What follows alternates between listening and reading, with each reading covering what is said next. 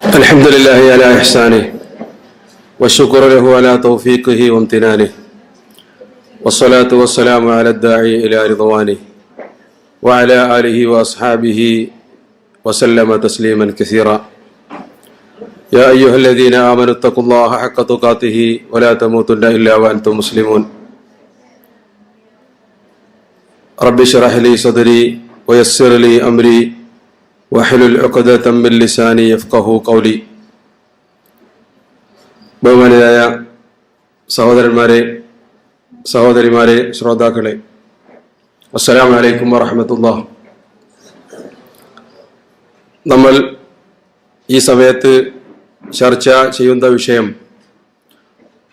അബൂബക്കർ സിദ്ദീഖ് റളിയല്ലാഹു അൻഹുവിനെ സംബന്ധിച്ചാണ്. കഴിഞ്ഞ ദർസുകളിൽ സിദ്ദീഖുൽ അക്ബർ റളിയല്ലാഹു അൻഹുവിന്റെ കാലഘട്ടത്തിൽ സംഭവിച്ച പ്രധാന സംഭവ വികാസങ്ങളെ സംബന്ധിച്ച് നമ്മൾ മനസ്സിലാക്കുകയുണ്ടായി.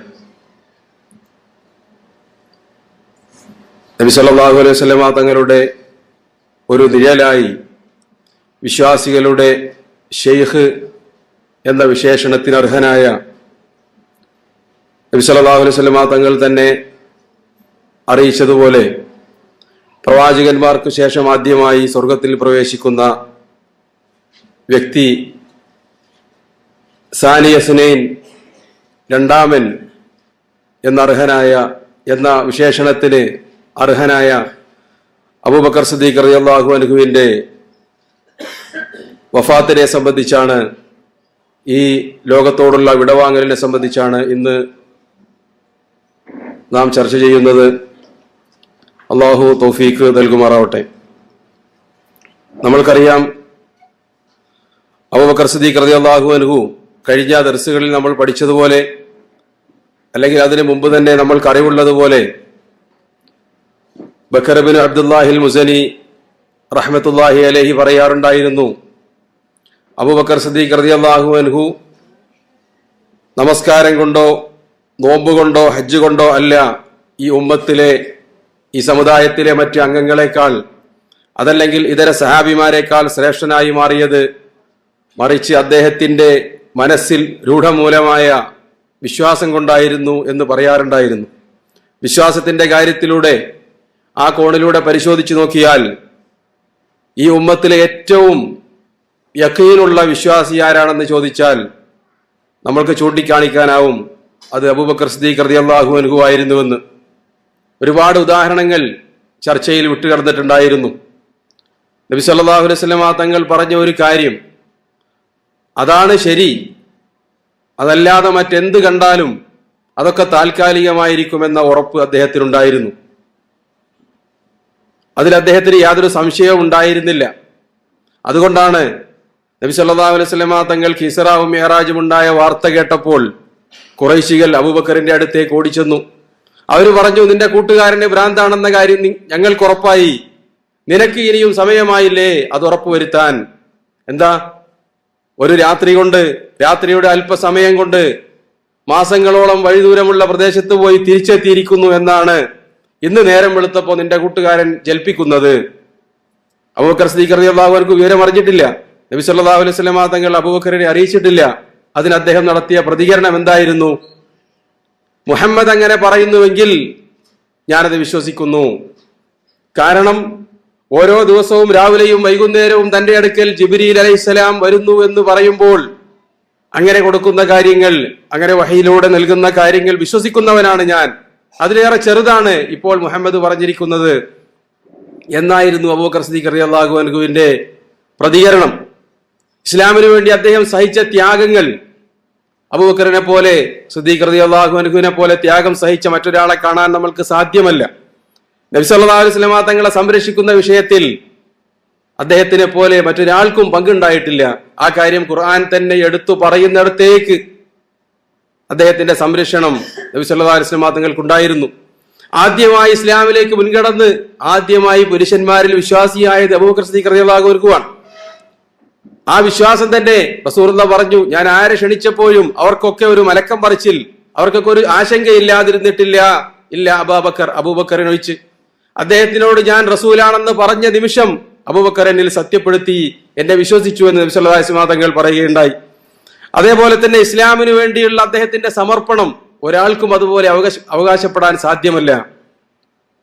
അദ്ദേഹം തന്റെ ശരീരത്തിനെ തന്നെ പല തവണ അള്ളാഹുവിന്റെ റസൂലിന്റെ മുമ്പിൽ ഇസ്ലാമിന് വേണ്ടി സമർപ്പിച്ചിട്ടുണ്ട്. നബി സല്ലല്ലാഹു അലൈഹി വസല്ലം തങ്ങളുടെ കൂടെ ഹിജ്റക്ക് വേണ്ടിയുള്ള അദ്ദേഹത്തിന്റെ പുറപ്പാട്, അദ്ദേഹത്തിന്റെ ഒരുക്കം, അതിനുവേണ്ടിയുള്ള ആഹ്ലാദം, അതിനുവേണ്ടിയുള്ള ആഗ്രഹം, അങ്ങനെ ഒരു സമർപ്പണമായിരുന്നു. ഖുറൈശികൾ ഒരുമിച്ച് കൂടി തീരുമാനമെടുത്തിരിക്കുകയാണ്, മുഹമ്മദിനെ വധിക്കണം സല്ലല്ലാഹു അലൈഹി വസല്ലം. ഈ വിവരം അറിഞ്ഞതിന് ശേഷമാണ് നബി സല്ലല്ലാഹു അലൈഹി വസല്ലം തങ്ങൾ മക്കയിൽ നിന്ന് മദീനയിലേക്ക് ഹിജ്റ പുറപ്പെടുന്നത്. ആ കാര്യം അബൂബക്കർ സിദ്ദീഖിനും അറിയാം.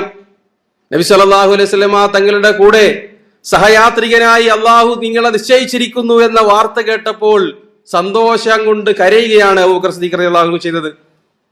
ഒരു നാട്ടിലെ ആളുകൾ മുഴുവൻ വധിക്കണമെന്ന് പ്രഖ്യാപിച്ച ഒരു വ്യക്തി ഒളിച്ച് മദീനയിലേക്ക് കടക്കാൻ പോവുകയാണ്. അദ്ദേഹത്തിന്റെ കൂടെ പുറപ്പെടാനുള്ള അവസരം ലഭിച്ചതിന്റെ പേരിൽ സന്തോഷം കൊണ്ട് കരയുകയാണ് അബൂബക്കർ സിദ്ദീഖ് റളിയല്ലാഹു അൻഹു ചെയ്തത്. ആ യാത്രയിലുടനീളം നബി സല്ലല്ലാഹു അലൈഹി വസല്ലം തങ്ങൾക്ക് ഒരു സംരക്ഷണ വലയം പോലെ അദ്ദേഹം ചുറ്റും നടക്കുകയാണ്, സമാധാനമില്ലാതെ. നബി സല്ലല്ലാഹു അലൈഹി വസല്ലം തങ്ങൾക്ക് എന്തെങ്കിലും സംഭവിക്കുമോ എന്ന ഭയം കൊണ്ട്. അതേപോലെ അബൂബക്കർ സിദ്ദീഖ് റളിയല്ലാഹു അൻഹുവിന്റെ ജീവിതത്തിലെ ഓരോ ഘട്ടത്തിലും ഇസ്ലാമിനു വേണ്ടി ഒരു വിശ്വാസിക്ക് ചെയ്യാൻ പറ്റുന്നതിന്റെ പരമാവധിയിലാണ് അദ്ദേഹം ഉണ്ടായിരുന്നത്. ഈമാനിന്റെ കാര്യമാവട്ടെ, ഇസ്ലാമിനു വേണ്ടി സമർപ്പിക്കുന്ന കാര്യമാവട്ടെ, ഇസ്ലാമിനു വേണ്ടി ചെലവ് ചെയ്യുന്ന കാര്യത്തിലാവട്ടെ, അങ്ങനെ തന്നെയായിരുന്നു. അബൂബക്കർ സിദ്ദീഖ് റളിയല്ലാഹു അൻഹുവിനോടൊന്ന് മത്സരിക്കാൻ ഒരിക്കൽ ഉമർ റളിയല്ലാഹു അൻഹുവിന് തോന്നിയ ആഗ്രഹത്തെ സംബന്ധിച്ച് നമ്മൾ പഠിക്കുകയുണ്ടായി. സാമ്പത്തികമായി നല്ല ആശ്വാസമുള്ള സമയത്ത് നബി സല്ലല്ലാഹു അലൈഹി വസല്ലം തങ്ങൾ ധർമ്മം ചെയ്യാൻ വേണ്ടി ആഹ്വാനം ചെയ്തു. ഉമർ റളിയല്ലാഹു അൻഹു പറഞ്ഞു, ഇന്ന് ഞാൻ അബൂബക്കറിനെ മറികടക്കും. വീട്ടിലുള്ളതിന്റെ പകുതിയുമായി അദ്ദേഹം വന്നു. അബൂബക്കർ റളിയല്ലാഹു അൻഹു എത്തിയതോ വീട്ടിലുള്ള മുഴുവൻ സാധനങ്ങളും എടുത്ത്, അത് വളരെ കുറച്ചു മാത്രമേ ഉണ്ടായിരുന്നുള്ളൂ, എന്നാലും തന്റെ അടുക്കലുള്ളത് മുഴുവൻ ഇസ്ലാമിന് വേണ്ടി സമർപ്പിച്ചവനായി മാറി അബൂബക്കർ റളിയല്ലാഹു അൻഹു. അദ്ദേഹത്തിന്റെ നിശ്ചയദാർഢ്യം ഒരു ഉമ്മത്തിന്റെ നിശ്ചയദാർഢ്യത്തിനേക്കാളും മുകളിലായിരുന്നു. നബി സല്ലല്ലാഹു അലൈഹി വസല്ലം തങ്ങളുടെ നിര്യാണ ശേഷം ഇടയനില്ലാത്ത ആട്ടിൻ പറ്റങ്ങളെ പോലെ എന്തു ചെയ്യണമെന്നറിയാതെ പ്രയാസപ്പെട്ട സഹാബിമാരെ ശാന്തരാക്കിയത്, അവർക്ക് ധൈര്യം നൽകിയത്, ആ ഉമ്മത്തിനെ ഏറ്റെടുത്ത് മുന്നോട്ട് നയിച്ചത് അബൂബക്കർ സിദ്ദീഖ് റളിയല്ലാഹു അൻഹുവാണ്. പലരും പതറിപ്പോയി, അബൂബക്കർ സിദ്ദീഖ് റളിയല്ലാഹു അൻഹു ഒഴിച്ച്. നബി സല്ലല്ലാഹു അലൈഹി വസല്ലം തങ്ങളുടെ മരണം സ്ഥിരീകരിക്കാൻ പോലും അബൂബക്കർ റളിയല്ലാഹു അൻഹു ഇടപെടേണ്ടി വന്നു. നബി സല്ലല്ലാഹു അലൈഹി വസല്ലം തങ്ങളുടെ വഫാത്തിന് ശേഷം അറബികളിലെ ഒരുപാട് ഗോത്രങ്ങൾ ഇസ്ലാം വിട്ട് മുർത്തദ്ദായി മാറി. അവരോട് യുദ്ധം ചെയ്യാൻ വേണ്ടി അബൂബക്കർ സിദ്ദീഖ് റളിയല്ലാഹു അൻഹു തീരുമാനിച്ചു. സഹാബികൾ ഒന്നടങ്കം അദ്ദേഹത്തിനോട് ആവശ്യപ്പെട്ടു, തൽക്കാലത്തേക്കൊന്ന് നീട്ടിവെക്കാൻ. നബി സല്ലല്ലാഹു അലൈഹി വസല്ലം തങ്ങളുടെ വഫാത്ത് കഴിഞ്ഞിട്ടേ ഉള്ളൂ, ഇപ്പോൾ തന്നെ വേണോ? ഉസാമത്ത് ബിൻ സെയ്ദ് റളിയല്ലാഹു അൻഹുവിന്റെ സൈന്യത്തെ നിയോഗിക്കാൻ വേണ്ടി അദ്ദേഹം തീരുമാനിച്ചു. സഹാബികളൊക്കെ വന്ന് അബൂബക്കർ റളിയല്ലാഹു അൻഹുവിനോട് ആവശ്യപ്പെട്ടു, അല്പം ഒന്ന് വൈകിപ്പിക്കാം, അറബികൾ നമ്മൾക്കെതിരെ തിരിഞ്ഞ അവസരമാണ്, ഇതൊക്കെ ശാന്തമായതിനു ശേഷമാകാം ഉസാമ റളിയല്ലാഹു അൻഹുവിനെ നിയോഗിക്കുന്നത്. അദ്ദേഹത്തിന്റെ നിശ്ചയദാർഢ്യത്തിന് മുന്നിൽ സഹാബിമാരൊക്കെ കീഴടങ്ങി. അതായിരുന്നു ശരിയെന്ന് പിന്നീട് അവർക്കെല്ലാം അംഗീകരിക്കേണ്ടി വന്നു. അബൂബക്കർ സിദ്ദീഖ് റളിയല്ലാഹു അൻഹുവിന്റെ കർമ്മത്തിന്റെ ഏടുകൾ അങ്ങനെ വിശാലമാണ്. ജീവിതത്തിലുടനീളം അദ്ദേഹത്തിന്റെ കൂർമ്മ ബുദ്ധി, അദ്ദേഹത്തിന്റെ ഭരണ നൈപുണ്യം, അതൊക്കെ നമ്മൾക്ക് അദ്ദേഹത്തിന്റെ ചരിത്രം പരിശോധിച്ച് നോക്കിയാൽ കാണാൻ പറ്റും. അതിലെ ചില ഭാഗങ്ങൾ മാത്രമാണ് കഴിഞ്ഞ ദർസുകളിലൂടെ നമ്മൾ അയവിറക്കുകയുണ്ടായത്. ഇന്ന് ആ മഹാനുഭാവൻ ഈ ദുനിയാവിൽ നിന്ന് യാത്രയായ അന്ത്യനിമിഷങ്ങളെ സംബന്ധിച്ചാണ്. അബൂബക്കർ റളിയല്ലാഹു അൻഹു 2 വർഷവും 2 മാസവും 10 ദിവസവുമാണ് ഭരണം നടത്തിയത്. അദ്ദേഹത്തിന്റെ ഭരണം അത്രയായിരുന്നു. നബി സല്ലല്ലാഹു അലൈഹി വസല്ലം തങ്ങൾ വഫാത്താകുന്നത് ഹിജ്റയുടെ 11-ാം വർഷം, 13-ാം കൊല്ലത്തിൽ, ഹിജ്റയുടെ 13-ാം വർഷം ഒരു ജുമാദുൽ ആഖിറ 22-ാം തീയതി തിങ്കളാഴ്ചയാണ് അബൂബക്കർ സിദ്ദീഖ് റളിയല്ലാഹു അൻഹു വഫാത്താകുന്നത്. അതിന് തൊട്ടു മുമ്പ് ഏകദേശം 15 ദിവസം മുമ്പ് കഠിനമായ പകലിൽ അബൂബക്കർ റളിയല്ലാഹു അൻഹു കുളിക്കുകയുണ്ടായി. ആ കുളിയെ തുടർന്ന് അദ്ദേഹം അസുഖബാധിതനാവുകയും രോഗം കഠിനമാവുകയും ചെയ്തു. ഓരോ ദിവസവും അസുഖം മൂർച്ഛിക്കുന്നതറിഞ്ഞ് അനുയായികളും ജീവിച്ചിരിക്കുന്ന സഹാബികളും അദ്ദേഹത്തിനെ സന്ദർശിക്കാൻ വരാൻ തുടങ്ങി. പല ആളുകൾക്കും അദ്ദേഹത്തിന്റെ ആരോഗ്യസ്ഥിതിയെ സംബന്ധിച്ച് ഭയം തോന്നി. അവർ അബൂബക്കർ റളിയല്ലാഹു അൻഹുവിനോട് പറയുകയുണ്ടായി, അലാ നദ്ഉ ലക തബീബ, ഞങ്ങളൊരു വൈദ്യനെ കൊണ്ടുവരട്ടെ? നമ്മുടെ പരിസരത്തില്ലെങ്കിൽ എവിടെ നിന്നെങ്കിലും അന്വേഷിച്ച് ഒരു നല്ല യോഗ്യനായ ഒരു ഡോക്ടറെ, ഒരു വൈദ്യരെ ഞങ്ങൾ കൊണ്ടുവരട്ടെ? അബൂബക്കർ റളിയല്ലാഹു അൻഹു അവർക്ക് മറുപടി നൽകി, അതാനി, എന്റെ അടുക്കൽ ഡോക്ടർ വന്നിരുന്നു, വൈദ്യരൊക്കെ വന്നു. അപ്പൊ അവർ പറഞ്ഞു, എന്ത് പറഞ്ഞു ഡോക്ടർ? ഡോക്ടർ പറഞ്ഞ മറുപടി, ഇന്നി ഫായിലുൻ ലിമാ ഉരീദ്. ഡോക്ടർ മറുപടി, ഞാൻ ഉദ്ദേശിച്ച കാര്യം ഞാൻ പൂർത്തിയാക്കാൻ പോവുകയാണ് എന്നാണ് ഡോക്ടർ മറുപടി പറഞ്ഞത്. അബൂബക്കർ റളിയല്ലാഹു അൻഹുവിന്റെ ഉദ്ദേശം എന്താണെന്ന് സഹാബിമാർക്ക് മനസ്സിലായി. ചികിത്സയുടെ ആവശ്യമില്ല, അദ്ദേഹം ഈ ലോകത്ത് നിന്ന് വിട പറയാൻ പോകുന്നു എന്ന കാര്യമാണ് അദ്ദേഹം പറയുന്നത് എന്ന്. വീണ്ടും പനി മൂർച്ഛിക്കാൻ തുടങ്ങി. ദിവസങ്ങൾ പിന്നെയും കടന്നു പോവുകയാണ്. അബൂബക്കർ റളിയല്ലാഹു അൻഹുവിന് ഉറപ്പായി ഇത് മരണത്തിന്റെ പനിയാണ്. സഹാബിമാരെ അദ്ദേഹം വിളിച്ചുകൂട്ടി. എന്നിട്ട് പറഞ്ഞു, നിങ്ങളെല്ലാവരും സ്വതന്ത്രരാണ്. എന്റെ ബയ്യത്തിലല്ല നിങ്ങൾ ഇനി മുതലുള്ളത്. ഞാൻ ഇന്നു മുതൽ നിങ്ങളുടെ ഖലീഫയല്ല. നിങ്ങൾക്ക് ഒരു ഖലീഫയെ പുതിയതായി തെരഞ്ഞെടുക്കാം. അവർ ചർച്ച ചെയ്തു. അവർ പറഞ്ഞു, അങ്ങനെ ഒരു ഖലീഫയെ തെരഞ്ഞെടുക്കണമെങ്കിൽ അത് നിർദ്ദേശിക്കാൻ ഏറ്റവും യോഗ്യൻ താങ്കൾ തന്നെയാണ്. നിങ്ങൾ ഞങ്ങൾക്കൊരു ഖലീഫയെ നിശ്ചയിച്ചു തരിക. അബൂബക്കർ റളിയല്ലാഹു അൻഹു കൂടിയാലോചന ആരംഭിച്ചു. പല സഹാബിമാരോടും അദ്ദേഹം ചർച്ച ചെയ്തു.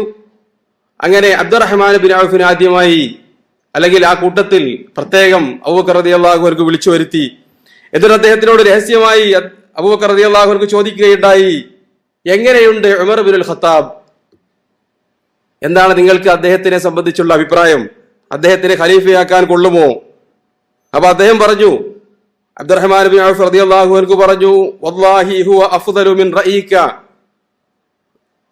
നിങ്ങൾ പറഞ്ഞതിലേറെ നല്ല അഫ്ദലായ വ്യക്തിയാണ്, ശ്രേഷ്ഠനായ വ്യക്തിയാണ് ഉമർ. പക്ഷേ വലാകിന്ന ഫീഹി ഹിദ്ദ, പക്ഷേ അദ്ദേഹം ലേശം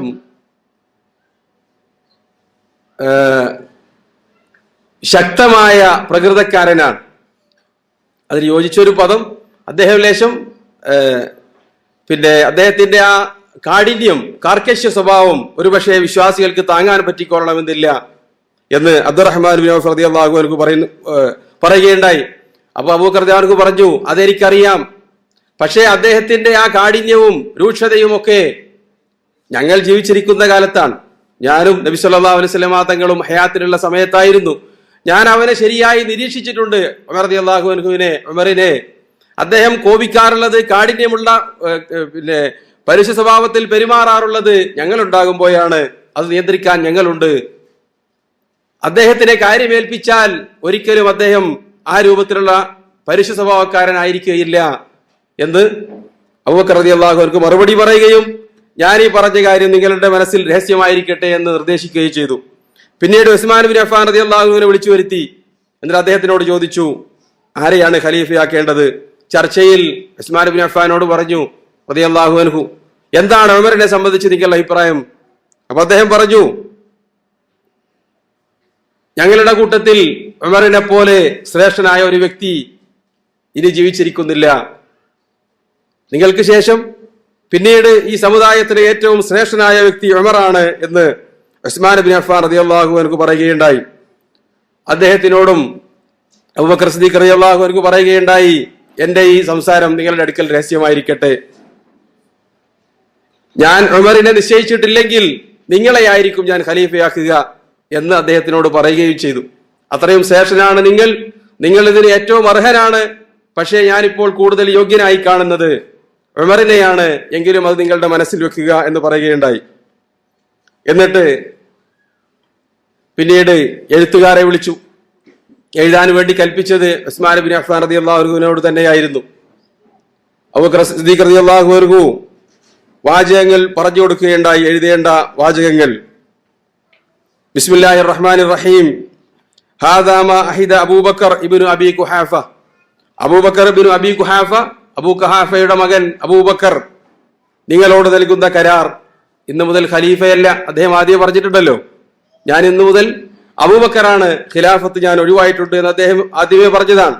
ഫി ആഖിരി അഹ്ദിഹി ബിദ്ദുനിയാ ഖാരിജൻ മിൻഹാ, ഈ വാക്കുകൾ ഞാൻ പറയുന്നത് എഴുതുന്നത് ദുനിയാവിൽ നിന്ന് വിടവാകുമ്പോഴാണ്.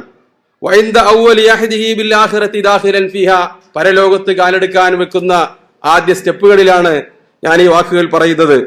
ഹൈസു യുഅ്മിനുൽ കാഫിർ വയൂഖിനുൽ ഫാജിർ, എല്ലാ അവിശ്വാസിക്കും വിശ്വാസം വരുന്ന നേരമാണത്. മരണത്തെ സംബന്ധിച്ചും ആഖിറത്തിനെ സംബന്ധിച്ചും പരലോകത്തെ സംബന്ധിച്ചും മുഴുവൻ അവിശ്വാസികൾക്കും തെമ്മാടികൾക്കും യഖീൻ വരുന്ന നേരം. വയസ്ദുഖുൽ കാദിബ്, എല്ലാ കള്ളന്മാരും സത്യത്തിലേക്ക് മടങ്ങുന്ന നേരം.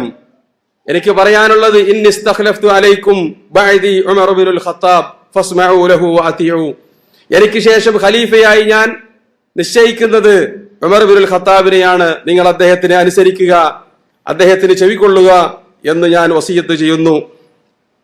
വഇന്നീ ലം ആലുല്ലാഹ വറസൂലഹു വദീനി വനഫ്സി വഇയ്യാകും ഖൈറ, നിങ്ങൾക്ക് എന്തെങ്കിലും ഒരു ഖൈറ് ലഭിക്കുന്നുവെങ്കിൽ ഞാൻ ആ വിഷയത്തിൽ യാതൊരു വീഴ്ചയും വരുത്തിയിട്ടില്ല. ആ നിലപാടിൽ നിന്നുകൊണ്ട് തന്നെയാണ് ഞാനിപ്പോൾ ഉമറിനെയും ഖലീഫയായി നിശ്ചയിക്കുന്നത്.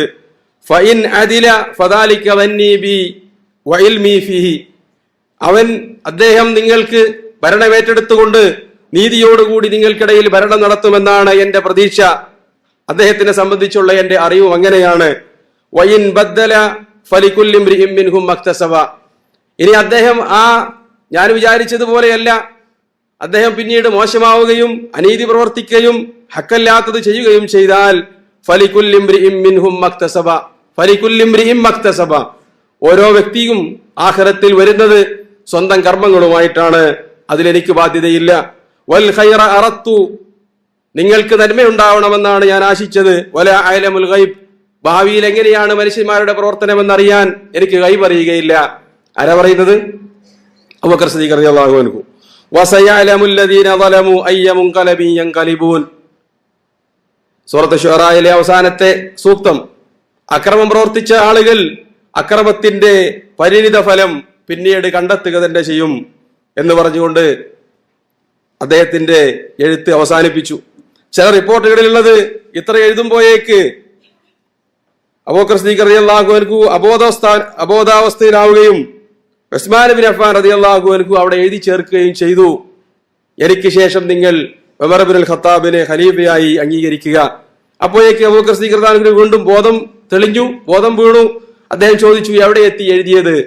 അപ്പൊ ഉസ്മാൻ ഇബ്നു അഫ്ഫാൻ പൂർണ്ണമായി വായിച്ചു കേൾപ്പിച്ചു കൊടുത്തു. അദ്ദേഹത്തിന് സന്തോഷമായി. ഞാനെങ്ങാനും ഈ വാചകങ്ങൾ മുഴുമിപ്പിക്കുന്നതിന് മുമ്പ് മരണപ്പെട്ടു പോയാൽ ആളുകൾക്കിടയിൽ ഒരു അഭിപ്രായ വ്യത്യാസമില്ലാതിരിക്കാൻ ഞാൻ പറയാൻ ഉദ്ദേശിച്ച വാചകങ്ങൾ നിങ്ങൾ എഴുതി ചേർത്തുവല്ലോ എന്ന് പറഞ്ഞുകൊണ്ട് അബൂബക്കർ റളിയല്ലാഹു അൻഹു സന്തോഷം പ്രകടിപ്പിക്കുകയും ചെയ്തു. എന്നിട്ട് ഉമറിനെ വിളിക്കാൻ ആളെ വിട്ടു.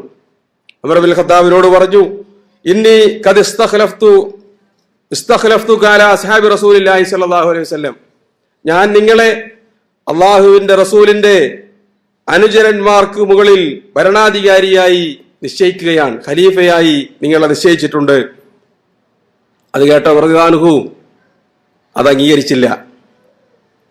അദ്ദേഹത്തിന് കഴിവിന്റെ പരമാവധി അതിൽ നിന്ന് ഒഴിവാകാൻ അദ്ദേഹം സംസാരിക്കുകയും പ്രയത്നിക്കുകയും ചെയ്തു. അവസാനം അബൂബക്കർ റളിയല്ലാഹു അൻഹു അദ്ദേഹത്തിനെ ശക്തമായി ഭീഷണിപ്പെടുത്തി. പല റിവായത്തുകളും ആ വിഷയത്തിൽ വന്നിട്ടുണ്ട്. നിങ്ങളത് ഏറ്റെടുക്കൽ നിർബന്ധമാണ്, ഈ സമുദായത്തിന്റെ ഈ ഉമ്മത്തിന്റെ ഖൈറ് പരിഗണിച്ചുകൊണ്ട് നിങ്ങളത് ഏറ്റെടുത്തേ മതിയാവൂ, അതല്ലെങ്കിൽ നിങ്ങളെ ഞാൻ ശിക്ഷിക്കുമെന്ന് പറഞ്ഞ് ശകാരിച്ചപ്പോഴാണ് ഉമർ റളിയല്ലാഹു അൻഹു മനസ്സില്ലാ മനസ്സോടുകൂടി അത് ഏറ്റെടുത്തത്. ഈ വിവരം ആളുകൾക്കിടയിൽ പരന്നു. പല സഹാബിമാർക്കും അത്ഭുതമായി. നബി സല്ലല്ലാഹു അലൈഹി വസല്ലം തങ്ങളുടെ കാലത്ത് വളരെ കാർക്കശ്യ സ്വഭാവക്കാരനായ ഉമർ പെരുമാറിയിരുന്നത് അവർക്കറിയാം. ഇനി അദ്ദേഹത്തിനെയാണോ ഖലീഫയാക്കുന്നത്? നമ്മളുടെ അവസ്ഥ എന്തായിരിക്കും? തൽഹത്ത് ബിൻ ഉബൈദില്ലാഹ് റളിയല്ലാഹു അൻഹു അബൂബക്കർ സിദ്ദീഖ് റളിയല്ലാഹു അൻഹു സമീപിച്ചു. അദ്ദേഹത്തിന്റെ അടുക്കൽ കടന്നു ചെന്നുകൊണ്ട് പറഞ്ഞു, നിങ്ങൾ എന്താണ് ചെയ്യുന്നത്? നിങ്ങൾക്ക് മരണപ്പെട്ടു പോകണ്ടേ? നിങ്ങൾ അള്ളാഹുവിനെ കണ്ടുമുട്ടിയാൽ ഉമറിനെ ഖലീഫയാക്കി ചെന്നാൽ എന്തായിരിക്കും നിങ്ങൾ മറുപടി പറയുക? അബൂബക്കർ സിദ്ദീഖ് റളിയല്ലാഹു അൻഹു പറഞ്ഞു, എന്നെ താങ്ങിയിരുത്തു. വിരിപ്പിൽ കിടക്കുകയാണ്, അവശനായി. സഹാബിമാർ അദ്ദേഹത്തിനെ താങ്ങി ഇരുത്തി. അദ്ദേഹം പറയുകയുണ്ടായി, അബില്ലാഹി തുഖവിഫുനി, ഉമറിനെ ഖലീഫയാക്കിയതിന്റെ പേരിൽ നിങ്ങൾ എന്നെ ഭയപ്പെടുത്തുകയാണോ? ഇദാ ലഖീതുല്ലാഹ റബ്ബി, എന്റെ രക്ഷിതാവ് അള്ളാഹുവിന്റെ മുന്നിൽ എത്തിച്ചേർന്നാൽ ഫസഅലനി, എന്തിനാണ് നീ ഉമറിനെ ഖലീഫയാക്കിയത് എന്ന് ചോദിച്ചാൽ, അഖൂലു, എനിക്ക് പറയാനുള്ള മറുപടി, ഇസ്തഖലഫ്തു അലാ അഹ്ലിക ഖൈറ അഹ്ലിക, എനിക്ക് പറയാനുള്ള മറുപടി, നിന്റെ അടിയാറുകളെ അവർക്കിടയിലെ ഏറ്റവും ഉത്തമന്റെ കൈകളിൽ ഏൽപ്പിച്ചാണ് ഞാൻ പോന്നത് എന്ന് ഞാൻ മറുപടി പറയും. എന്നെ ആരും പേടിപ്പിക്കേണ്ടതില്ല എന്ന് അബൂബക്കർ സിദ്ദീഖ് റളിയല്ലാഹു അൻഹു പറയുകയുണ്ടായി. അദ്ദേഹത്തിന്റെ ആ നിരീക്ഷണവും അദ്ദേഹത്തിന്റെ വിചാരവും അത് കൃത്യമായ സ്ഥാനത്തായിരുന്നു എന്ന് പിന്നീടുള്ള ഒരു 10 പതിറ്റാണ്ട് കാലത്തെ ഭരണത്തിലൂടെ ഉമർ ഇബ്നുൽ ഖത്താബ് തെളിയിക്കുകയുണ്ടായി. അബ്ദുല്ലാഹ് ഇബ്നു മസ്ഊദ് റളിയല്ലാഹു അൻഹു പറയാറുണ്ടായിരുന്നു, ലോകത്ത് ലക്ഷണം നോക്കിയിട്ട്, അതായത് ലോകത്ത് ഫിറാസത്ത്, ആളുകളെ മുഖത്ത് നോക്കി അവരുടെ പ്രവർത്തനത്തിലൂടെ അവരുടെ ഭാവി പ്രവർത്തനം എങ്ങനെയായിരിക്കുമെന്ന് വിലയിരുത്തിയതിൽ കൃത്യമായി പുലർന്നത് 3 പേരുടെ ഫിറാസത്തുകളാണ്, 3 പേരുടെ ലക്ഷണം നോക്കലാണ്. ഒന്ന്, മൂസാ നബി അലൈഹി ഇസ്ലാമിന്റെ പത്നി, ഭാര്യ. മൂസാ നബി അലൈഹി ഇസ്ലാം മദിയനിൽ ആടുകളെ വെള്ളം കുടിപ്പിച്ചു കൊടുത്തു. ആ സ്ത്രീ വീട്ടിൽ പോയി പറഞ്ഞു പിതാവിനോട് ആ വെള്ളം കുടിപ്പിച്ച ചെറുപ്പക്കാരനെ സംബന്ധിച്ച്. എന്നിട്ട് അവര് പറഞ്ഞു, യാ അബതിസ്തഅ്ജിറുഹു, ഉപ്പ നിങ്ങൾ ആ ചെറുപ്പക്കാരനെ കൂലിക്ക് വിളിച്ചോളൂ. ഇന്ന ഖൈറ മൻ ഇസ്തഅ്ജർതൽ ഖവിയ്യുൽ അമീൻ, നിങ്ങൾ ജോലിക്ക് വെക്കുന്ന ആളുകളിൽ ഏറ്റവും നല്ലത് വിശ്വസ്തനും ശക്തനുമായ ആളാണ് അദ്ദേഹം, അതിന് യോഗ്യനാണ് എന്ന് പറയുകയും മദിയനിൽ മൂസാ നബി അലൈഹി ഇസ്ലാമിനെ ശുഐബ് നബി അലൈഹി ഇസ്ലാം സ്വീകരിക്കുകയും പിന്നീട് ഈ സംസാരിച്ച പെൺകുട്ടിയെ തന്നെ മൂസാ നബി അലൈഹി ഇസ്ലാമിന് വിവാഹം ചെയ്തു കൊടുക്കുകയും അദ്ദേഹം പിൽക്കാലത്ത് നബിയാവുകയും ഒക്കെ ചെയ്ത സംഭവം നമ്മൾക്കറിയാം. അവരുടെ ആ നിരീക്ഷണം വളരെ ശരിയായിരുന്നു. അതേപോലെ തന്നെ ഫിറാസത്ത് നോക്കിയതാണ് ഈജിപ്തിലെ രാജാവ് അസീസ് ഖുർആനിൽ വിശേഷിപ്പിച്ച കുട്ടിയെ കണ്ടപ്പോ അവര് പറഞ്ഞു, ഈ കുട്ടിയെ നമ്മൾക്കെടുത്ത് വളർത്താം, അസാ അൻ യൻഫഅന, നമ്മൾക്ക് ഇവൻ ഭാവിയിൽ ഉപകാരപ്പെട്ടേക്കാം, ഔ നത്തഖിദഹു വലദ, അതല്ലെങ്കിൽ നമ്മൾക്ക് അവനെ വളർത്തുമകനായി വളർത്തിയെടുക്കാം എന്ന് പറയുകയുണ്ടായി. അവരുടെ ആ ലക്ഷണം നോക്കലും പിൽക്കാലത്ത് പല പ്രയാസങ്ങളും ഉണ്ടായാലും ആ രാജ്യത്തിനെ തന്നെ കൊടിയ ഒരു വരൾച്ചയിൽ നിന്നും പട്ടിണിയിൽ നിന്നും രക്ഷിച്ചത് അള്ളാഹുവിന് ശേഷം യൂസുഫ് നബി അലൈഹി ഇസ്ലാമിന്റെ ആ മന്ത്രി പദവിയായിരുന്നു.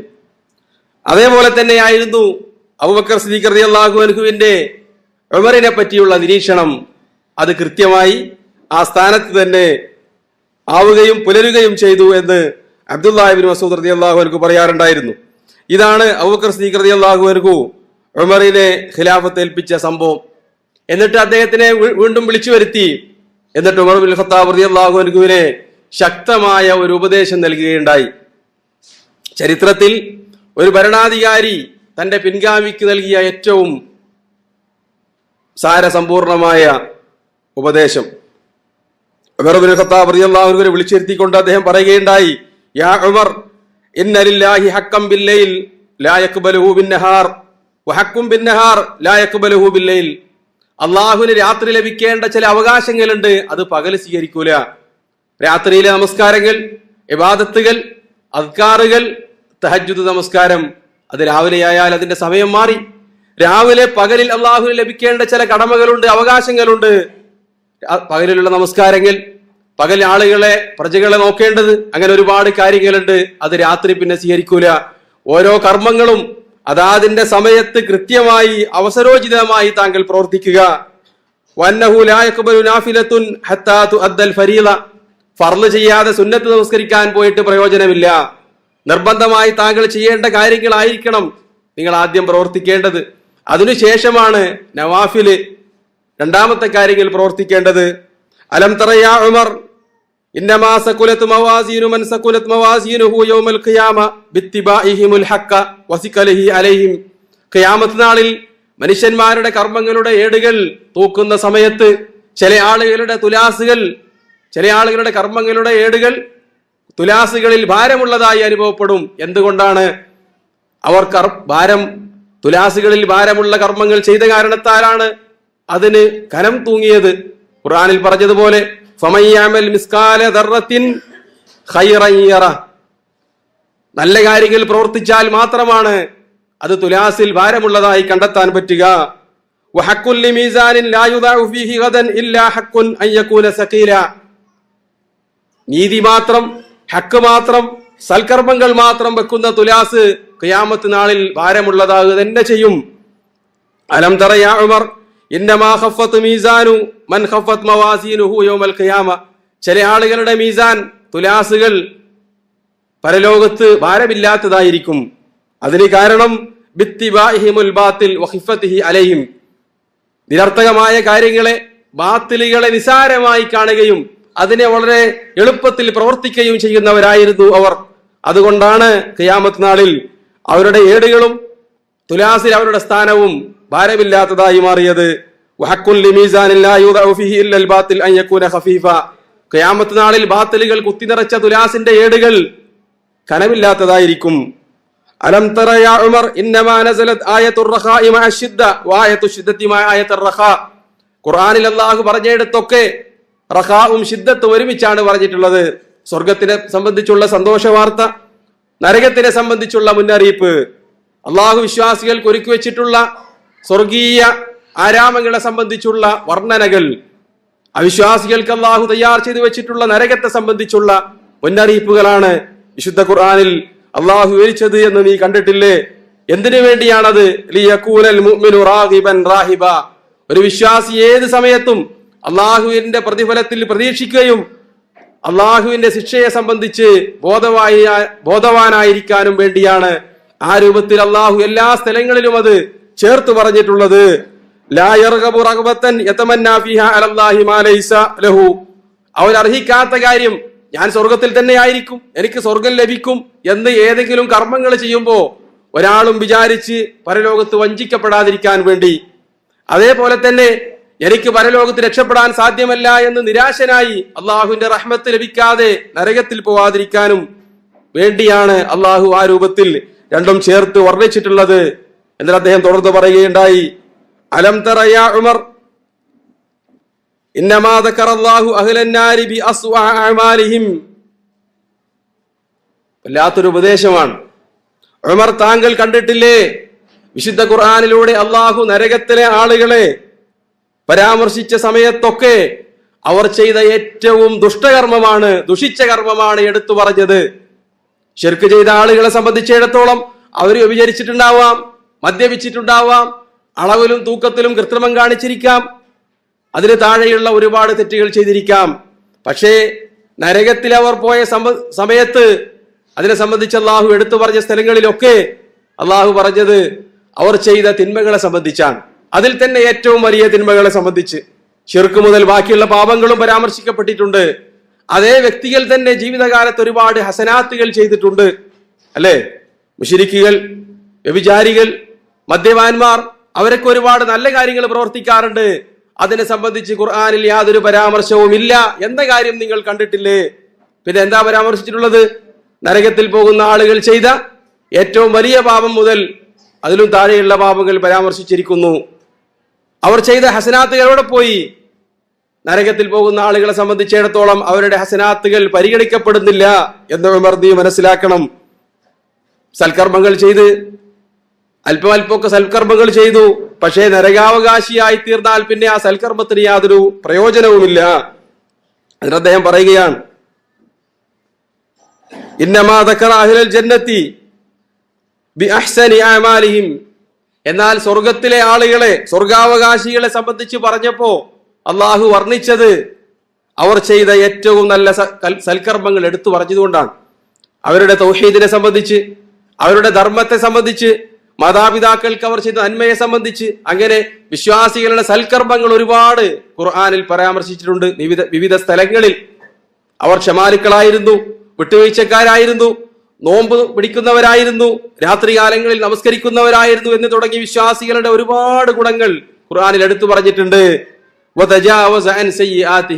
എന്നാൽ അവർ ചെയ്യാറുണ്ടായിരുന്ന തിന്മകളൊന്നും അള്ളാഹു എടുത്തു പറഞ്ഞ് അവരെ അപമാനിച്ചിട്ടില്ല. സ്വർഗത്തിൽ പോകുന്ന ആളുകൾക്ക് ഒരുപാട് തിന്മകൾ ഉണ്ടായിരുന്നു, അള്ളാഹു അതെല്ലാം അവർക്ക് മാപ്പ് നൽകി, മാപ്പാക്കി കൊടുത്തു. ഇതാണ് ഉമറേ യഥാർത്ഥ വസ്തുത.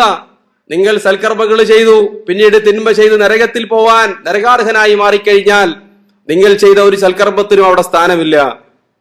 നിങ്ങൾ സ്വർഗത്തിന്റെ ആളായി മാറിക്കഴിഞ്ഞാലോ നിങ്ങൾക്ക് വന്ന അബദ്ധങ്ങളെ അള്ളാഹു മാപ്പാക്കി തരും എന്ന കാര്യം നിങ്ങൾ ശ്രദ്ധിക്കുക എന്ന് വസിയത്തായി നൽകുകയും നിങ്ങൾ ഭാവിയിൽ ഇനി പ്രതീക്ഷിക്കുന്നവയിൽ നിങ്ങൾ ഏറ്റവും സ്നേഹിക്കേണ്ടത് മരണത്തെ ആയിരിക്കണം, അള്ളാഹുവിനെ കണ്ടുമുട്ടണമെന്ന ബോധത്തോടു കൂടിയായിരിക്കണം നിങ്ങൾ പ്രവർത്തിക്കേണ്ടത് എന്ന് വസിയത്ത് ചെയ്യുകയും ചെയ്തു. ആയിഷ റളിയല്ലാഹു അൻഹ അവരുടെ മകളാണ്. അബൂബക്കർ സിദ്ദീഖ് റളിയല്ലാഹു അൻഹുവിന്റെ ഉമ്മഹാത്തുൽ മുഅ്മിനീങ്ങളിൽപ്പെട്ട മഹദിയുമാണ്. അബൂബക്കർ റളിയല്ലാഹു അൻഹുവിന്റെ അടുക്കലേക്ക് കയറി വന്നു. സിദ്ദീഖുൽ അക്ബറിന്റെ ആ പ്രയാസം കണ്ടപ്പോ അവര് അറബികൾ ചൊല്ലാറുള്ള കവിത ചൊല്ലുകയുണ്ടായി. ലഅംറുക മാ യുഗ്നി സറാഉ അനിൽ ഫത ഇദാ ഹശറജത് യൗമൻ വലാക ബിഹസ്സദറു. റൂഹ് ആ ഹൃദയത്തിന്റെ തൊണ്ടക്കുഴിയിൽ എത്തിക്കഴിഞ്ഞാൽ വല്ലാത്തൊരു പ്രയാസമാണ് എന്നൊരു കവിത ശകലം അവര് ചൊല്ലുകയുണ്ടായി.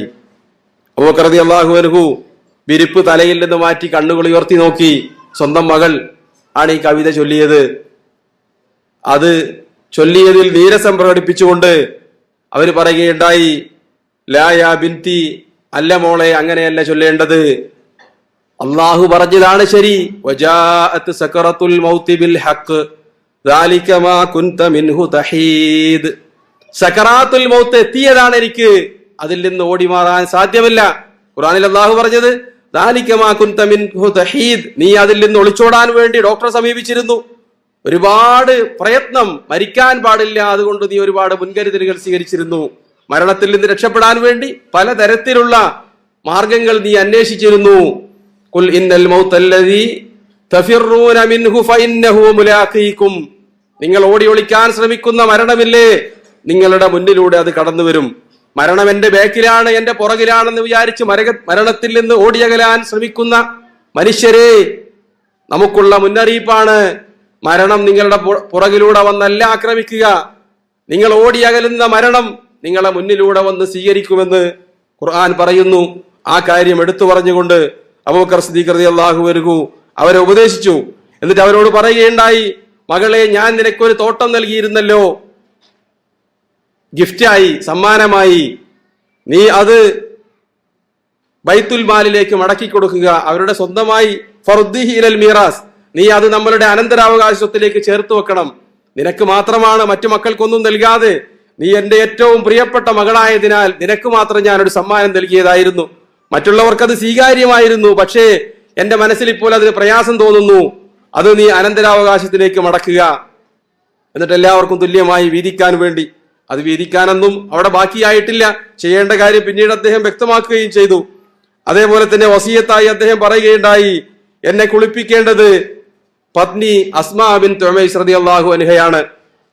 അബൂബക്കർ റളിയല്ലാഹു അൻഹുവിന്റെ ചെറിയ ഭാര്യമാരിൽപ്പെട്ട മഹദിയായിരുന്നു. അവരാണ് കുളിപ്പിച്ചത്. ഇതിൽ ഫിഖ്ഹിയായ വലിയ ഒരു പാഠമുണ്ട്. എന്താണത്? മരണത്തോടുകൂടി പിന്നെ ഭർത്താവ് അന്യനായി മാറി, തലാക്ക് നഷ്ടപ്പെട്ടു കഴിഞ്ഞു, ഇനി തൊടാൻ പാടില്ല, കുളിപ്പിക്കാൻ പാടില്ല എന്നൊക്കെ ചില ആളുകൾ ധരിക്കാറുണ്ട്. യഥാർത്ഥത്തിൽ അബൂബക്കർ സിദ്ദീഖ് റളിയല്ലാഹു അൻഹുവിനെ കുളിപ്പിച്ചതും കുളിപ്പിക്കണമെന്ന് വസിയത്ത് ചെയ്തതും ആര് ചെയ്യണമെന്നായിരുന്നു? ഭാര്യ അസ്മാ ബിൻത് ഉമൈസ് റളിയല്ലാഹു അൻഹയോടായിരുന്നു. അതേപോലെ അവരുടെ സഹായിയായി കൂടാൻ പറഞ്ഞത് മകൻ അബ്ദുറഹ്മാൻ ബിൻ അബൂബക്കറിനോടായിരുന്നു. അവർ രണ്ടാളുമാണ് ആ കാര്യം പിന്നീട് പ്രവർത്തിക്കുകയുണ്ടായത്. അബൂബക്കർ സിദ്ദീഖ് റളിയല്ലാഹു അൻഹു പറയുകയുണ്ടായി, എന്നെ ഉമറും കൂട്ടുകാരും നിർബന്ധിച്ച കാരണത്താൽ ഞാൻ ഈ ബൈത്തുൽ മാലിൽ നിന്ന് ശമ്പളമായി അല്പം സ്വത്ത് സ്വീകരിച്ചിട്ടുണ്ട്.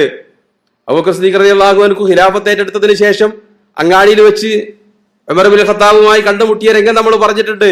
എങ്ങോട്ടാണ് രാവിലെ? അപ്പൊ അദ്ദേഹം പറഞ്ഞു, എന്റെ കുടുംബത്തെ പുലർത്തണ്ടേ, അതിനുള്ള കച്ചവടവും ഏർപ്പാടുമായി ഞാൻ തിരിക്കുകയാണെന്ന് പറഞ്ഞപ്പോ മുസ്ലിങ്ങളുടെ കാര്യം പിന്നെ ആരേറ്റെടുക്കും എന്ന് പറഞ്ഞുകൊണ്ട് അവർ നിർബന്ധിച്ചിരുന്നു. 2.5 ദിർഹം ശമ്പളമായി അബൂബക്കർ സിദ്ദീഖ് റളിയല്ലാഹു അൻഹുവിന്. 2 വർഷവും 2 മാസവും 10 ദിവസവും ഭരിച്ച വകയിൽ ശമ്പളമായി ലഭിച്ചത് 6000 ദിർഹമാണ്. അബൂബക്കർ സിദ്ദീഖ് റളിയല്ലാഹു അൻഹു പറഞ്ഞു, നമ്മളുടെ തോട്ടം വിറ്റ് അത് നിങ്ങൾ ബൈത്തുൽ മാലിലേക്ക് തന്നെ തിരിച്ചു നൽകുക. പിന്നീട് നമുക്ക് തിരിച്ചു നൽകാൻ സാധിക്കാത്തത് നമ്മൾ വിശ്വാസികളുടെ സ്വത്ത് ഉപയോഗിച്ചുകൊണ്ട് പലപ്പോഴും വസ്ത്രം മേടിച്ചിട്ടുണ്ട്. അദ്ദേഹത്തിന് ശമ്പളമായി ലഭിച്ചതിൽ നിന്നോ ബൈത്തുൽ മാലിലേക്ക് എല്ലാ വിശ്വാസികൾക്കും വീതം ലഭിക്കുന്നതാണ്. അതേപോലെ ഓഹരി ലഭിക്കുമ്പോഴൊക്കെ ചിലപ്പോഴൊക്കെ നമ്മൾ അതിൽ നിന്ന് വസ്ത്രം മേടിച്ചു കൊടുത്തിട്ടുണ്ട്. അതേപോലെ തന്നെ അവരുടെ കൂട്ടത്തിലെ ഏറ്റവും ദരിദ്രന്മാർ ഭക്ഷിക്കാറുണ്ടായിരുന്ന പരുവരുത്ത റൊട്ടികൾ നമ്മൾ ഭക്ഷിച്ചിട്ടുണ്ട്. അതാണ് ഇനി നമ്മളുടെ ശരീരത്തിൽ ബാക്കിയുള്ളത് എന്ന് അദ്ദേഹം പറയുകയുണ്ടായി. ഇനി വല്ലതും ബാക്കിയുണ്ടോ എന്ന് നിങ്ങൾ അന്വേഷിക്കുക. അങ്ങനെ അവർ അന്വേഷിച്ചു നോക്കി. അവിടെ കണ്ടത് ആഫ്രിക്കക്കാരനായ ഒരു അടിമ, അബൂബക്കർ സിദ്ദീഖ് റളിയല്ലാഹു അൻഹുവിന്റെ അനന്തരാവകാശമായി പിന്നെ ബാക്കിയുണ്ടായിരുന്നത് വെള്ളം കോരാൻ ഉപയോഗിച്ചിരുന്ന, തേവാൻ ഉപയോഗിക്കുന്ന, യാത്രക്ക് സവാരിക്ക് പറ്റാത്ത ഒരൊട്ടകം. ഇത് രണ്ടുമാണ് ബാക്കിയായത്. അദ്ദേഹം ധരിച്ചിരുന്ന നല്ലൊരു കുപ്പായം, 5 ദിർഹം പോലും വിലയില്ലാത്ത. ഇതാണ് 40,000 ദിർഹമുമായി നബി സല്ലല്ലാഹു അലൈഹി വസല്ലം തങ്ങളുടെ മുന്നിൽ വന്നുകൊണ്ട് ഇസ്ലാം സ്വീകരിച്ച അബൂബക്കർ സിദ്ദീഖ് റളിയല്ലാഹു അൻഹുവിന്റെ ശേഷിപ്പായി ബാക്കിയുണ്ടായിരുന്നത്. നിര്യാണത്തിന് ശേഷം അബൂബക്കർ സിദ്ദീഖ് റളിയല്ലാഹു അൻഹുവിന്റെ മരണശേഷം ഉമർ ഇബ്നുൽ ഖത്താബ് റളിയല്ലാഹു അൻഹുവും അബ്ദുറഹ്മാൻ ബിൻ ഔഫും അതുപോലെയുള്ള ചില സഹാബിമാരും അബൂബക്കർ റളിയല്ലാഹു അൻഹുവിന് മദീനയിൽ നിന്ന് അല്പം ദൂരെ, അന്നത്തെ മദീനയിൽ നിന്ന് അല്പം ദൂരെ, ഇന്നത്തെ അറബിന്റെ തന്നെ പരിധിയിലുള്ള ഒരു സ്ഥലത്ത് അദ്ദേഹത്തിന് ഒരു ഗോഡൌൺ ഉണ്ടായിരുന്നു. അദ്ദേഹത്തിന്റെ കച്ചവട ചരക്കുകളും സമ്പത്തും ഒക്കെ സൂക്ഷിക്കാൻ. അത് തുറന്ന് പരിശോധിക്കാൻ തീരുമാനിച്ചു. അവിടെ ഒരു ചില്ലിക്കാശ് പോലും ബാക്കിയില്ല. അവർ അത്ഭുതപ്പെട്ടു. അവിടെ ഇത് തൂക്കാറുണ്ടായിരുന്ന അവിടുത്തെ അതിന്റെ ചാർജുള്ള വ്യക്തിയെ വിളിച്ചു വരുത്തിയിട്ട് ചോദിച്ചു, എവിടെ പോയി ഇതിലുണ്ടായിരുന്ന സമ്പത്തുകളൊക്കെ? അദ്ദേഹം പറഞ്ഞു, ഈ 2.5 വർഷത്തിനിടയിൽ അദ്ദേഹത്തിന് ഇസ്ലാമിക പ്രവിശ്യകളിൽ നിന്ന് എല്ലാ വിശ്വാസികൾക്കും ലഭിക്കുന്നത് പോലെ റേഷനായും അതേപോലെ തന്നെ അദ്ദേഹത്തിന്റെ കച്ചവടത്തിലൂടെയും 2 ലക്ഷം ദിർഹം വന്നിരുന്നു. അത് വരുന്ന സമയം തന്നെ വിശ്വാസികളുടെ കൂട്ടത്തിലെ ദരിദ്രന്മാർക്ക് വീതിച്ചു നൽകാറായിരുന്നു അബൂബക്കർ സിദ്ദീഖ് റളിയല്ലാഹു അൻഹു ചെയ്യാറുണ്ടായിരുന്നത് എന്ന് പറഞ്ഞപ്പോ കണ്ണീര് വാർത്തുകൊണ്ട് ഉമർ റളിയല്ലാഹു അൻഹു പറയുകയുണ്ടായി, ലഖദ് അത്അബ്ത ഖുലഫാഅക മിൻ ബഅദിക്, താങ്കൾക്ക് ശേഷമുള്ള ഖലീഫമാരെ താങ്കൾ പ്രയാസപ്പെടുത്തി കളഞ്ഞു. ഇതേപോലെ ചെയ്യാൻ ആർക്കാണ് സാധിക്കുക? തന്റെ മുഴുവൻ സ്വത്തും ജീവിതകാലത്ത് ചെലവഴിച്ചു, ബാക്കിയാക്കാൻ ഒന്നുമില്ലാതെ നിങ്ങൾ ഇസ്ലാമിക ഫണ്ടിൽ നിന്നൊന്നും സ്വീകരിച്ചില്ല എന്ന് മാത്രമല്ല, വല്ലതും ബാക്കിയുണ്ടെങ്കിൽ അത് ബാക്കിയുള്ള സ്വത്തിൽ നിന്ന് വിശ്വാസികളുടെ വല്ല സ്വത്തും ഉപയോഗിച്ചിട്ടുണ്ടെങ്കിൽ അദ്ദേഹത്തിന് അർഹപ്പെട്ടതാണ്, അത് വിറ്റുകൊണ്ട് വീട്ടാനും നിങ്ങൾ കൽപ്പിച്ചല്ലോ എന്ന് ഉമർ റളിയല്ലാഹു അൻഹു പറയാറുണ്ടായിരുന്നു, പറയുകയും ചെയ്തു എന്ന് നമ്മൾക്ക് ചരിത്രത്തിൽ കാണാൻ പറ്റും.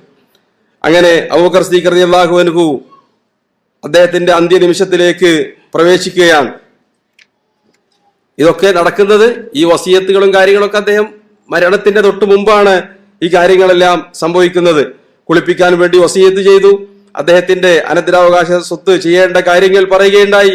എന്നിട്ട് അദ്ദേഹം വിലപിക്കുകയാണ്, സഖീഫത്തു ബനീ സായിദ തോട്ടത്തിൽ നിങ്ങളെല്ലാവരും എന്നെ ബയ്യത്ത് ചെയ്ത സമയത്ത് എങ്ങനെയെങ്കിലും അതിൽ നിന്ന് ഒഴിഞ്ഞു മാറി ഇത് ഉമറിന്റെയും അബൂ ഉബൈദ അൽ ജറാഹിന്റെയും പെരടിയിലേക്ക് ഇട്ടിരുന്നുവെങ്കിൽ എനിക്കെത്ര ആശ്വാസമാകുമായിരുന്നു എന്ന് പറഞ്ഞതുകൊണ്ട് അദ്ദേഹം കണ്ണീര് വാർക്കുകയാണ്.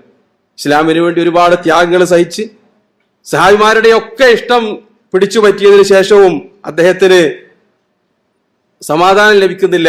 എന്തെങ്കിലും വീഴ്ച സംഭവിച്ചിട്ടുണ്ടോ എന്ന വേവലാതിയാണ്. അദ്ദേഹം മരണസമയത്ത് ചൊല്ലിക്കൊണ്ടിരിക്കുകയാണ് യൂസുഫ് നബി അലൈഹി ഇസ്ലാമിനെ സംബന്ധിച്ച് അല്ലാഹു പറഞ്ഞ സൂക്തങ്ങൾ.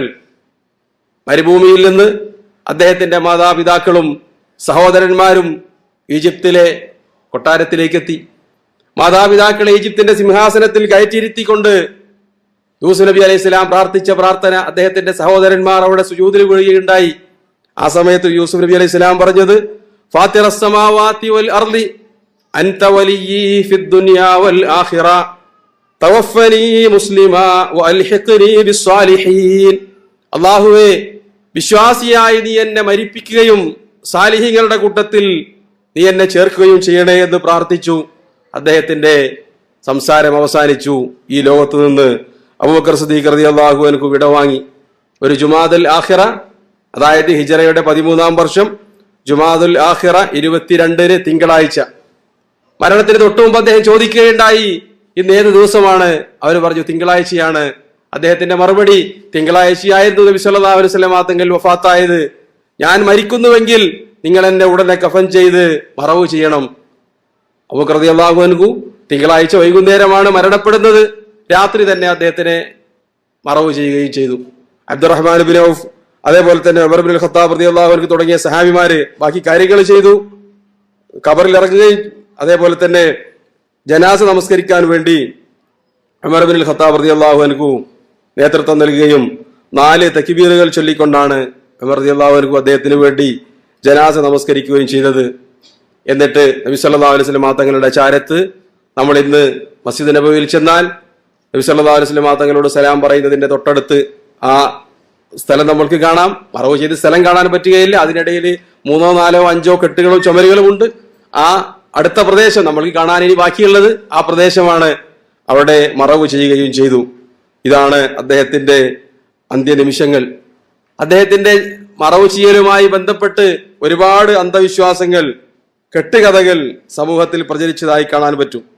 എന്തെങ്കിലുമൊക്കെ നബി സല്ലല്ലാഹു അലൈഹി വസല്ലം തങ്ങളോട് ഇസ്തിഗാസ നടത്താനോ മരണപ്പെട്ടു പോയ ആളുകളെ പൂജിക്കാനോ ഒക്കെ തെളിവ് പറയുന്ന ആളുകൾ ദുർന്യായങ്ങളായി പലപ്പോഴും എഴുന്നള്ളിക്കാറുള്ള ഒരു സംഭവം കൂടിയാണ് അദ്ദേഹത്തിന്റെ ജനാസ മറവ് ചെയ്യുന്നതുമായി ബന്ധപ്പെട്ട് ചില ഗ്രന്ഥങ്ങളിൽ കാണുന്നത്.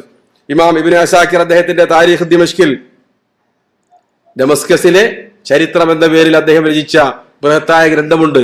ഏകദേശം 90ഓളം വാള്യങ്ങളിൽ അവിടെ ജീവിച്ച, അവിടെ കടന്നുപോയ പണ്ഡിതന്മാർ, ഭരണാധികാരികൾ, സാഹിത്യകാരന്മാർ എന്ന് തുടങ്ങിയ പ്രസിദ്ധരായ ആളുകളെ മുഴുവൻ ആ പ്രദേശത്തിന്റെ ഭൂമിശാസ്ത്രത്തെ സംബന്ധിച്ചും വിശദമായി രചിച്ച ആ ബൃഹത്തായ ഗ്രന്ഥത്തിൽ ഇബ്നു അസാക്കിർ ദിമഷ്കി റഹ്മത്തുള്ളാഹി അലൈഹി പറയുകയുണ്ടായി.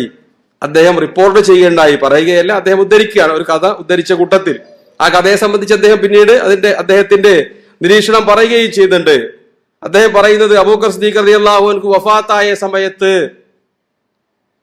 അബൂബക്കർ റളിയല്ലാഹു അൻഹു മരണത്തിന് തൊട്ട് മുമ്പ് പറയുകയുണ്ടായി, ഞാൻ ഇദാ അനമിത്തു വഫറഗ്തും മിൻ ജിഹാസി ഫഹ്മിലൂനി, ഞാൻ മരണപ്പെട്ടാൽ നിങ്ങൾ എന്നെ കുളിപ്പിച്ച് കഫൻ ചെയ്യുകയും എന്നെ വഹിച്ചുകൊണ്ട് ഹത്താ തഖിഫു ബിബാബിൽ ബൈത്തി, നബി സല്ലല്ലാഹു അലൈഹി വസല്ലം തങ്ങളുടെ മുറിയുടെ മുന്നിൽ പോയി എന്റെ മയ്യത്ത് നിങ്ങൾ കൊണ്ടുവെക്കുകയും എന്നിട്ട് വഖൂലു വസ്സലാമു അലൈക യാ റസൂലല്ലാഹ്, റസൂലിനോട് സലാം പറയുകയും ചോദിക്കുകയും ചെയ്യുക, ഹാദാ അബൂബക്കർ യസ്തഅദിൻ, ഇതാ അബൂബക്കർ സിദ്ദീഖ് നിങ്ങളുടെ അടുക്കൽ വരാൻ സമ്മതം ചോദിക്കുന്നുണ്ട് എന്ന് നിങ്ങൾ പറയുകയും ചെയ്യുക.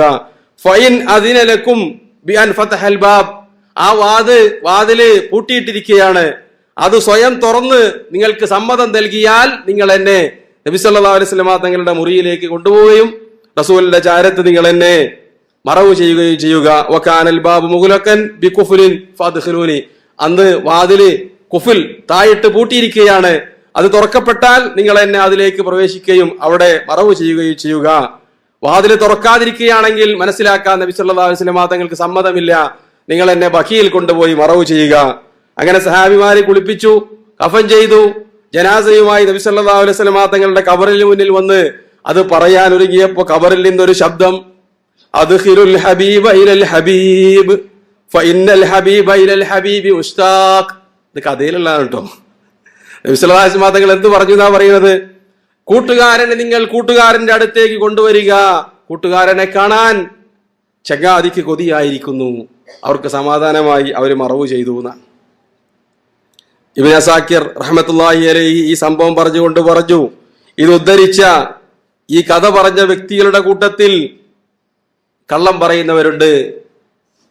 ഇതിനെ വിലയിരുത്തിക്കൊണ്ട് ചില പണ്ഡിതന്മാര് പറഞ്ഞത്, ഇതിന്റെ സനത് അത് പരിശോധിക്കുന്ന ആളുടെ മൂക്കിന് ജലദോഷം വരുത്തുന്ന രൂപത്തിലുള്ള ദുർബലമായ കെട്ട സനതാണ്, മുൻകറാണ് എന്നാണ് പറഞ്ഞത്. അത്ര ദുർബലമായ ഒരു കെട്ടുകഥയാണ്.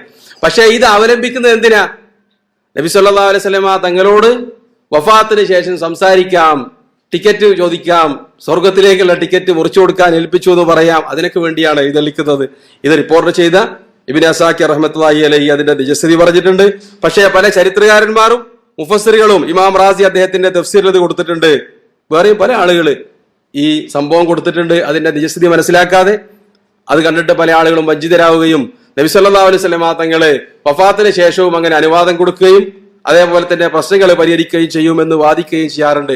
അങ്ങനെ പരിഹരിക്കുമായിരുന്നെങ്കിൽ പരിഹരിക്കാൻ ആവശ്യമായ ഒരുപാട് കാര്യങ്ങൾ അതിന് മുമ്പുണ്ടായിട്ടുണ്ട്. 2.5 കൊല്ലത്തിനിടയിൽ എന്തൊക്കെയായിരുന്നത്? ആരാണ് അടുത്ത ഖലീഫ? എവിടെയാണ് നബി സല്ലല്ലാഹു അലൈഹി വസല്ലം തങ്ങളെ തന്നെ മറവ് ചെയ്യേണ്ടത്? റസൂലുള്ളാഹിന്റെ വഫാത്തിന്റെ സമയത്ത് കുളിപ്പിച്ചു, കഫൻ ചെയ്തു, ഇനി എന്ത് ചെയ്യണം? എവിടെ മറവ് ചെയ്യണം? അപ്പൊ പറഞ്ഞ അത് ആ വിഷയത്തിൽ തീരുമാനം പറഞ്ഞത് അബൂബക്കർ സിദ്ദീഖ് റളിയല്ലാഹു അൻഹു ആണ്. റസൂലുള്ളാഹി പറയുന്നതായി ഞാൻ കേട്ടിട്ടുണ്ട്, അമ്പിയാക്കൾ എവിടെ വെച്ചാണോ വഫാത്താകുന്നത് അവിടെയാണ് അവരെ മറവ് ചെയ്യേണ്ടത്. അതിന്റെ അടിസ്ഥാനത്തിൽ റസൂലിന്റെ സ്വല്ലല്ലാഹു അലൈഹി വസല്ലം കട്ടില് മാറ്റിവെച്ചു, അവിടെ കുഴിയെടുത്തു, അവിടെ തന്നെയാണ് നബി സല്ലല്ലാഹു അലൈഹി വസല്ലം തങ്ങളെ മറവ് ചെയ്തിട്ടുള്ളത്. ഇനി ഈ പറയുന്ന അതിന്റെ സനദതാണ്. ഇനി അതിന്റെ മത്തനിൽ പറയുന്ന കാര്യം വലിയ തമാശയുമാണ്. നിങ്ങൾ കേട്ടതുപോലെ താഴിട്ട് പൂട്ടിയിരിക്കുക എന്നാണ്. അങ്ങനെയാണോ നബി സല്ലല്ലാഹു അലൈഹി വസല്ലം തങ്ങളുടെ റൂം ഉണ്ടായിരുന്നത്? ഇന്ന് കണ്ട ആരോ അതല്ലെങ്കിൽ നബി സല്ലല്ലാഹു അലൈഹി വസല്ലം തങ്ങളുടെ കാലശേഷം 2 or 3 നൂറ്റാണ്ട് കഴിഞ്ഞിട്ട് കണ്ട ഒരാളുടെ കഥയാണത്. റസൂലിന്റെ റൂമിലായിരുന്നു നമ്മളുടെ ഉമ്മ ആയിഷ റളിയല്ലാഹു അൻഹ താമസിച്ചിരുന്നത്. നബി സല്ലല്ലാഹു അലൈഹി വസല്ലം തങ്ങളെ മറവ് ചെയ്തതിന് ശേഷവും അബൂബക്കർ സിദ്ദീഖ് റളിയല്ലാഹു അൻഹുവിനെ മറവ് ചെയ്തതിന് ശേഷവും പിന്നീട് അവരുടെ ജീവിതകാലം മുഴുവൻ അവിടെ തന്നെയാണ് താമസിച്ചത്, അവിടുന്ന് മാറിയിട്ടില്ല.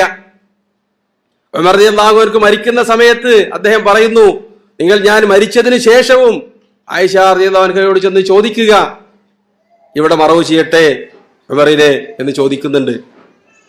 അവർ താമസിച്ചിരുന്ന എവിടെയായിരുന്നു? ആ റൂമിലാണ്. അത് പിന്നീട് അവരുടെയൊക്കെ വഫാത്തിന് ശേഷം അമ്പിയാക്കളുടെ സ്വത്ത് അനന്തരമെടുക്കുകയില്ല, അത് മുസ്ലിങ്ങളുടെ പൊതുസ്വത്തായിരിക്കും. അതിന്റെ അടിസ്ഥാനത്തിൽ പൂട്ടിയിട്ടതാണ്. അത് പൂട്ടൊക്കെ എന്ന് വന്നു എന്നുള്ളത് അള്ളാഹു ആലം, പിൽക്കാലത്ത് വന്നതാണ്. അത് കണ്ട ഏതോ കള്ളൻ പറഞ്ഞ കഥയാണ്. അതുകൊണ്ടാണ് പൂട്ട് നബി സല്ലല്ലാഹു അലൈഹി വസല്ലം തങ്ങൾ തുറന്നു തരും, നിങ്ങൾ അങ്ങനെ വിളിച്ചു പറഞ്ഞാൽ എന്ന്. ആ കളവ് പറയുമ്പോൾ അങ്ങനെയാണല്ലോ, ആ കള്ളത്തരാണ് പറയുന്നത് എന്ന് തെളിയിക്കാൻ ആവശ്യമായ എല്ലാ തെളിവുകളും ആ കള്ളത്തിന്റെ കൂടെ തന്നെ വെച്ചിട്ടുണ്ട്. രണ്ടാമത് സഹിയായ ഹദീസിൽ നമ്മൾ കേട്ടു, അബൂബക്കർ സിദ്ദീഖ് റളിയല്ലാഹു അൻഹു കുളിപ്പിക്കാൻ വസിയത്ത് ചെയ്തത് ആരോടാണ്? അവരുടെ ഭാര്യ അസ്മാ ബിൻത് ഉമൈസ് റളിയല്ലാഹു അൻഹയോടാണ്. എന്നാൽ ഈ കഥയിൽ പറയുന്നത് അലിയെ റളിയല്ലാഹു അൻഹുവിനെ അബൂബക്കർ സിദ്ദീഖ് റളിയല്ലാഹു അൻഹു വിളിച്ചു വരുത്തിയിട്ട് പറഞ്ഞു, അബൂബക്കർ, അലി, നിങ്ങൾ നബി സല്ലല്ലാഹു അലൈഹി വസല്ലം തങ്ങളെ കുളിപ്പിച്ച തിരുകൈകൾ കൊണ്ട് എന്നെയും കുളിപ്പിക്കണം. എന്നിട്ട് നിങ്ങൾ എന്നെ കൊണ്ടുപോയി നബി സല്ലല്ലാഹു അലൈഹി വസല്ലം തങ്ങളുടെ അടുക്കൽ വെച്ച് ഇങ്ങനെ ചോദിക്കണം എന്നൊക്കെ ആ സംഭവത്തിൽ പറയുന്നുണ്ട്. അത് വ്യക്തമായി തന്നെ സ്ഥിരപ്പെട്ട സംഭവങ്ങൾക്കെതിരാണ്. ഇത് ഞാൻ വിശദമായി പറഞ്ഞത് കഴിഞ്ഞ ആഴ്ചയിൽ വരെ മലയാളത്തിൽ പ്രസിദ്ധമായ പ്രമുഖ ഒരു ലേഖനത്തിൽ ഈ കള്ളക്കഥ കൊടുത്തിട്ടുണ്ട്. ആ രൂപത്തിൽ ആളുകൾക്കിടയിൽ അന്ധവിശ്വാസങ്ങളും അതേപോലെ തന്നെ ശിർക്കൻ ആചാരങ്ങളും പ്രചരിപ്പിക്കാൻ വേണ്ടി ഈ കെട്ടുകഥ പ്രചരിപ്പിക്കുന്നു എന്നുള്ളത് കൊണ്ടാണ് അതിനെ സംബന്ധിച്ച് വിശദമായി തന്നെ സൂചിപ്പിക്കേണ്ടത്. ഈ കള്ളം ഇങ്ങനെ പറയാനുണ്ടായ കാരണം, അതായത് അബൂബക്കർ സിദ്ദീഖ് റളിയല്ലാഹു അൻഹുവിനെ മറവ് ചെയ്തത് അനർഹമായി നബി സല്ലല്ലാഹു അലൈഹി വസല്ലം തങ്ങളുടെ അനന്തര സ്വത്ത് അവകാശമായി ലഭിക്കേണ്ടത് ആർക്കാണ്? റസൂലിന്റെ മക്കൾക്ക്. കള്ള ആളുകളുടെ ജൽപ്പനക്കാരുടെ വാദമാണ്. നബി സല്ലല്ലാഹു അലൈഹി വസല്ലം തങ്ങളുടെ സ്വത്ത് സ്വാഭാവികമായും ലഭിക്കേണ്ടത് അനന്തരാവകാശികൾക്കാണ്. അപ്പൊ നബി സല്ലല്ലാഹു അലൈഹി വസല്ലം തങ്ങളുടെ മുറി ആരുടേതാണ്? റസൂലിന്റേതാണ്. അത് അനന്തരാവകാശമായി ലഭിക്കേണ്ടത് ഫാത്തിമ റളിയല്ലാഹു അൻഹയ്ക്കും മക്കൾക്കുമാണ്, ഹസനും ഹുസൈനും ഒക്കെയാണ്. അത് അനർഹമായി മരണസമയത്ത് പോലും ആര് പിടിച്ചെടുത്തു? അബൂബക്കർ സിദ്ദീഖ് റളിയല്ലാഹു അൻഹു പിടിച്ചെടുത്ത് അവിടെ അനർഹമായി ആണ് ഇപ്പൊ കിടക്കുന്നത് എന്ന് ഷിയാക്കള് പ്രചരിപ്പിക്കാറുണ്ട്. അതിന് മറുമരുന്നാണ് ഇപ്പൊ ഈ പറഞ്ഞ കഥ.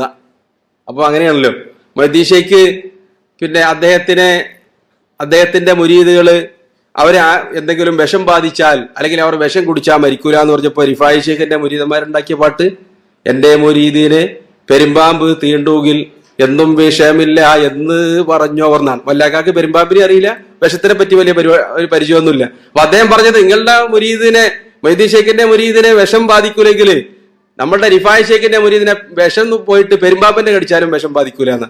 മൂപ്പര് കണ്ടതിൽ ഏറ്റവും വലുത് പെരുമ്പാമ്പായിരുന്നു, പക്ഷെ അയാൾക്ക് വിഷമില്ല എന്നുള്ളത് ഈ മല്ലാക്കാക്ക് അറിയില്ലായിരുന്നു. അങ്ങനെ പാടിയതാണ്. ആ രൂപത്തിൽ ഉണ്ടാക്കിയ കെട്ടുകഥയാണെന്ത്. ഇനി അബൂബക്കർ സിദ്ദീഖ് റളിയല്ലാഹു അൻഹു കുറച്ചിലും വരണ്ടാന്ന് വിചാരിച്ചിട്ട് പറഞ്ഞതാണ്.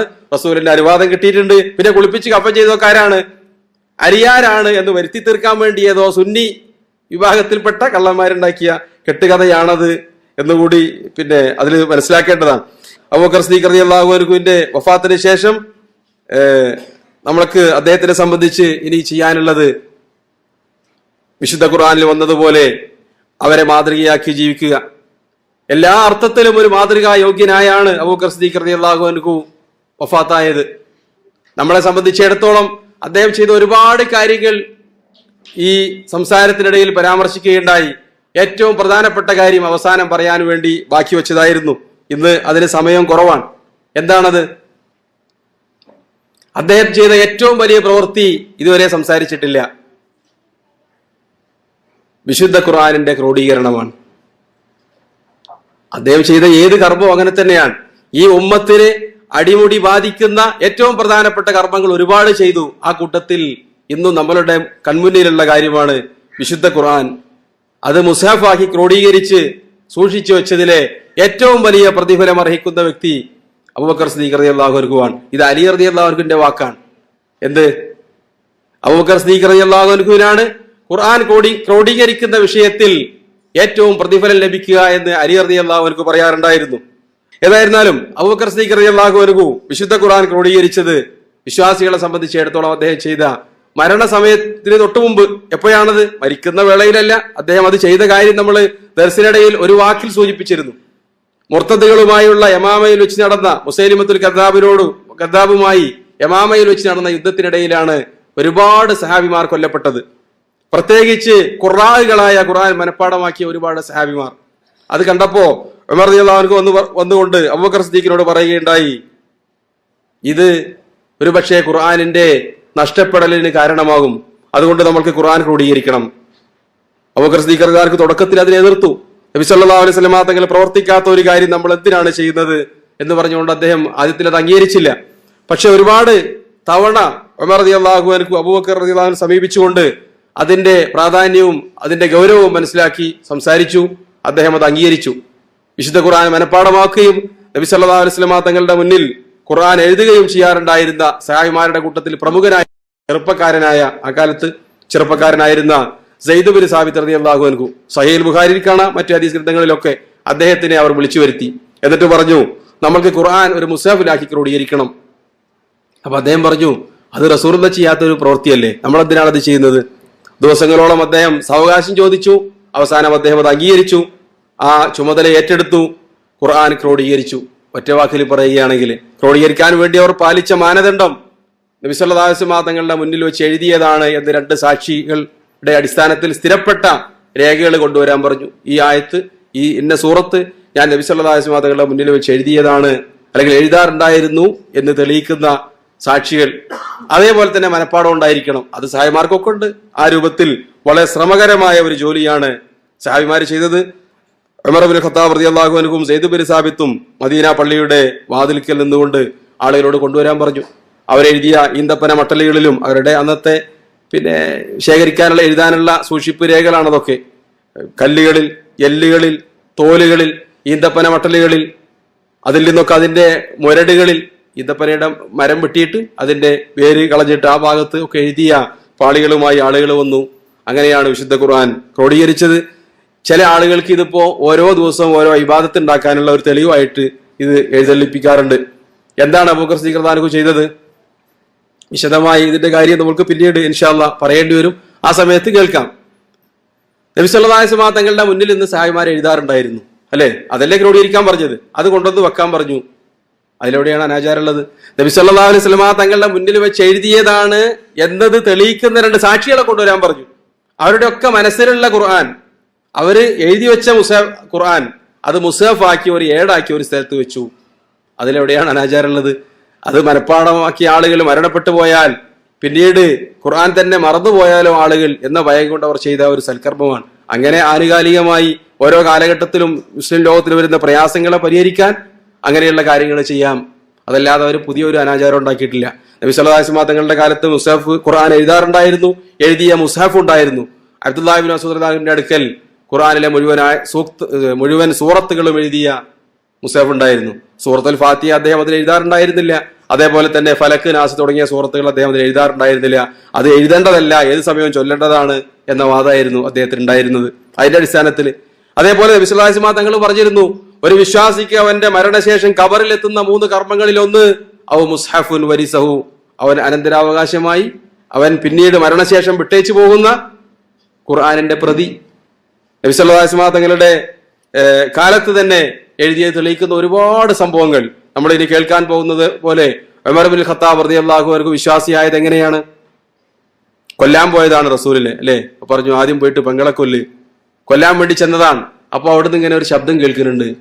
വാതില് ചവിട്ടി തുറന്ന് ചെന്നപ്പോ കാണുന്നത് ഒരേട് പിടിച്ച് ഖബ്ബാബുൽ അറത്ത് അവിടെ ഇരിക്കുകയാണ്. ഏടിൽ എന്താ ഉള്ളത്? സൂറത്ത് എഴുതിയിട്ടുണ്ട്. ആ ആയത്തുകൾ പഠിപ്പിച്ചു കൊടുക്കുകയാണ്. അവിടെ ദർസ് നടക്കുകയാണ്. എന്ത് നോക്കിയിട്ട്? ഖുർആൻ എഴുതിയ പ്രതി നോക്കിയിട്ട്. പക്ഷെ എല്ലാ ആയത്തുകളും എഴുതിയിരുന്നില്ല, കാരണം എല്ലാ ആയത്തും ഇറങ്ങണ്ടേ. എല്ലാ സൂറത്തുകളും ക്രമത്തിലായിരുന്നില്ല, അത് വന്നിരുന്നില്ല. അതൊക്കെ വന്നത് നബി സല്ലല്ലാഹു അലൈഹി വസല്ലം തങ്ങളുടെ ജീവിതം അവസാനിക്കുന്നതോടുകൂടിയാണ്. അതുകൊണ്ടാണ് ഖുർആനിന്റെ ആ ക്രോഡീകരണം നബി സല്ലല്ലാഹു അലൈഹി വസല്ലം തങ്ങളുടെ കാലഘട്ടത്തിൽ ഇല്ലാതിരുന്നത്. അത് ശരിയായ രൂപത്തിൽ ചെയ്യാൻ പറ്റിയ അനുയായികളെ ഉപേക്ഷിച്ചുകൊണ്ടാണ് നബി സല്ലല്ലാഹു അലൈഹി വസല്ലം തങ്ങൾ വഫാത്തായത്. അവരാ കാര്യം ശരിയായ രൂപത്തിൽ പ്രവർത്തിക്കുകയും ചെയ്തു. ഇത് പറയാതിരിക്കുന്നത് അബൂബക്കർ സിദ്ദീഖ് റളിയല്ലാഹു അൻഹുവിന്റെ ചരിത്രത്തിനോട് കാണിക്കുന്ന അനീതിയാണ് എന്നുള്ളത് കൊണ്ടാണ് ഈ ചുരുങ്ങിയ രൂപത്തിലെങ്കിലും ഇപ്പോഴത് ചേർത്ത് പറയാനുണ്ടായത്. നമ്മൾ ഇതുവരെ സംസാരിച്ചതിനെയും കേട്ടതിനെയും അള്ളാഹു ഒരു സൽക്കർമ്മമായി അവന്റെ അടുക്കൽ കബൂൽ ചെയ്യുമാറാവട്ടെ. നമ്മളിൽ നിന്ന് അറിഞ്ഞും അറിയാതെയും വന്നുപോയ വീഴ്ചകളെ അള്ളാഹു പുറത്തു മാപ്പാക്കി തരുമാറാവട്ടെ. നമ്മുടെ മാതാപിതാക്കൾക്ക് അള്ളാഹു പുറത്തു കൊടുക്കുകയും അവരുടെ കൂട്ടത്തിൽ ജീവിച്ചിരിക്കുന്ന ആളുകളുടെ പ്രയാസങ്ങളെ അള്ളാഹു ദൂരീകരിച്ചു കൊടുക്കുകയും ചെയ്യുമാറാവട്ടെ. നമ്മുടെ കൂട്ടത്തിൽ രോഗം കൊണ്ട് വലയുന്ന ആളുകളുടെ രോഗങ്ങൾക്ക് അള്ളാഹു ശിഫ നൽകുമാറാവട്ടെ. കടം കൊണ്ട് വലയുന്ന ആളുകളുടെ കടങ്ങളെ അള്ളാഹു കൂട്ടിക്കൊടുക്കുമാറാവട്ടെ. നമ്മളുടെ കൂട്ടത്തിൽ മാനസികമായി പ്രയാസം അനുഭവിക്കുന്ന ആളുകൾക്ക് അള്ളാഹു എളുപ്പം നൽകുമാറാവട്ടെ. റബ്ബനാ തഖബ്ബൽ മിന്നാ ഇന്നക അൻതസ് സമീഉൽ അലീം വതുബ് അലൈനാ ഇന്നക അൻതത് തവ്വാബുർ റഹീം വആഖിറു ദഅവാനാ അനിൽ ഹംദുലില്ലാഹി റബ്ബിൽ ആലമീൻ. അസ്സലാമു അലൈക്കും വറഹ്മത്തുള്ളാഹി.